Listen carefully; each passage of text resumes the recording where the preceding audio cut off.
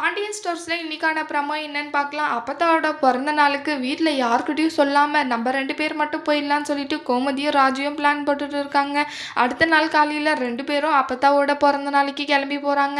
அங்க வந்து சக்திவேல் கோமதியும் ராஜுயும் எந்த அவமானம் படுத்தாம நல்லபடியா அந்த பிறந்த நாளை கொண்டாட விட்டுறாங்க.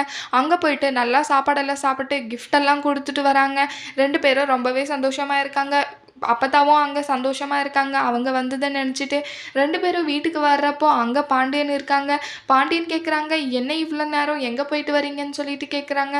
அதுக்கு இல்லைங்க, கோயிலுக்கு போயிட்டு வரேன்னு சொல்லிட்டு கோமதி சொல்கிறாங்க. அதுக்கு பாண்டியன், இல்லையே வேறு எங்கே போயிட்டு வர்ற மாதிரி இருக்கே அப்படின்னு சொல்லிட்டு கேட்குறாங்க. அதை கேட்டு ரொம்பவே ஷாக் ஆகுறாங்க கோமதி. ஒருவேளை நாம் போயிட்டு வந்தது தெரிஞ்சிருக்குமோன்னு சொல்லிட்டு ராஜுக்கிட்ட குசு குசுன்னு பேசிக்கிறாங்க. அதுக்கடுத்து அவங்க ராஜு சொல்கிறாங்க, இல்லை மாமா, நாங்கள் இப்படி தான் என்னுடைய அப்பத்தாவோட பிறந்த நாளைக்கு போயிட்டு வந்தோம் அப்படின்னு சொல்லிடுறாங்க.